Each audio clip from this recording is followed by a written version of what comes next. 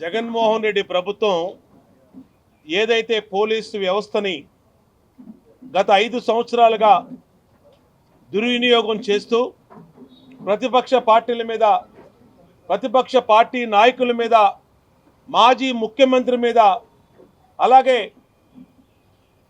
Telugu Desam party జాతీయ కార్యదర్శి నారా లోకేష్ గారి మీద ఏ విధంగా అయితే తప్పుడు కేసులు గత 5 సంవత్సరాల నుంచి నిరంతరం పెడతా ఉన్నారో, దాన్నే మళ్ళీ ఎన్నికల కోడ్ వచ్చిన తర్వాత అధికారులందరూ కూడా ఎన్నికల కోడ్ కమిషన్ గారి పరిధిలోకి వెళ్ళిపోతారు. కానీ ఇక్కడ ఏ రాష్ట్రంలో జరిగినటువంటి వింత పోకడ ఆంధ్రప్రదేశ్ రాష్ట్రంలో జరుగుతూ ఉంది. దీని మీద ఎన్నికల కమిషనర్ గారు కూడా దృష్టి పెట్టాలి. ఎందుకంటే ఇవాళ ఆపద్ధర్మ ముఖ్యమంత్రిగా ఉన్నటువంటి జగన్మోహన్ రెడ్డి ఎమ్మెల్యే లేరు, మంత్రులు లేరు, ముఖ్యమంత్రి లేడు. కంప్లీట్గా ఎలక్షన్ కోడ్లోకి, నిబంధనలోకి రాష్ట్రంలో అన్ని వ్యవస్థలు వచ్చిన తర్వాత కూడా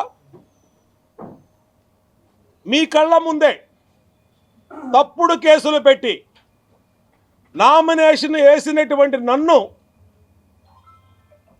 ఈరోజు పోలీసులు నిత్యం వేధిస్తూ ఉన్నారు. నిత్యం 100 మంది పోలీసులు నిన్న మా ఆఫీస్ చుట్టుముట్టారు. 100 మంది, 2 ఏసీపీలు, 4 సిఐలు, 6-7 మంది ఎస్ఐలు, కానిస్టేబుల్స్, టాస్క్ ఫోర్సు, వీళ్ళందరూ కూడా ఒక యుద్ధానికి వచ్చినట్టుగా విజయవాడ సిపి మా మీదకి పంపించాడు. మేము అడుగుతూ ఉన్నాం, ఏం తప్పు చేశాం? మేము రోజు ప్రజల్లో ఉన్నాం. సీఎం మీద గులకరాయి దాడి జరిగితే దానికి ఒక మైనర్ని తప్పుడు కేసులో ఇరికిచ్చి అతన్ని లోపల పెట్టారు. మళ్ళా ఈరోజు 164 స్టేట్మెంట్ అంట.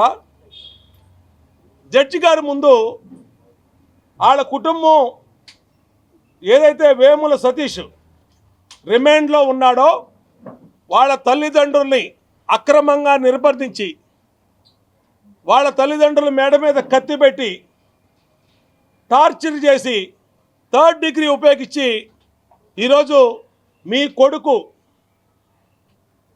మేము చెప్పినట్టుగా 164 స్టేట్మెంట్ ఇవ్వకపోతే శాశ్వతంగా మీ కొడుకుని కోడికత్తి సీనులాగా జైల్లో ఉంచుతాము అని ఒక పోలీసు ఉన్నతాధికారులే బెదిరిస్తూ ఉంటే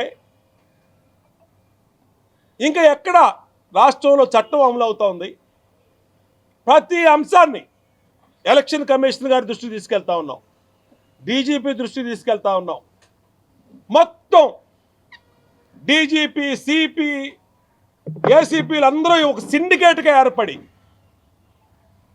ఈ పోలీస్ సిండికేట్గా ఏర్పడి Telugudesam party nomination MLA contested క్యాండిడేట్లను వేధిస్తానికి కుట్ర పన్నారనంటే ఇంతకన్నా దుర్మార్గం ఉందా అని అడుగుతా ఉన్నా. సిగ్గుతో చచ్చిపోవాలి మీరు ఐపీఎస్లు. మీరు ఉన్నతమైన చదువులు చదువుకొని కష్టపడి ఐపీఎస్లు అయ్యి ఇవాళ ఒక నేరగాడి చేతిలో కీలుబొమ్మలుగా మారిపోయారంటే ఇంతకన్నా దుర్మార్గం ఉందా? మీ చొక్కాల మీద ఉన్నటువంటి ఐపీఎస్ సిగ్గుతో తల వంచుకుంటుంది.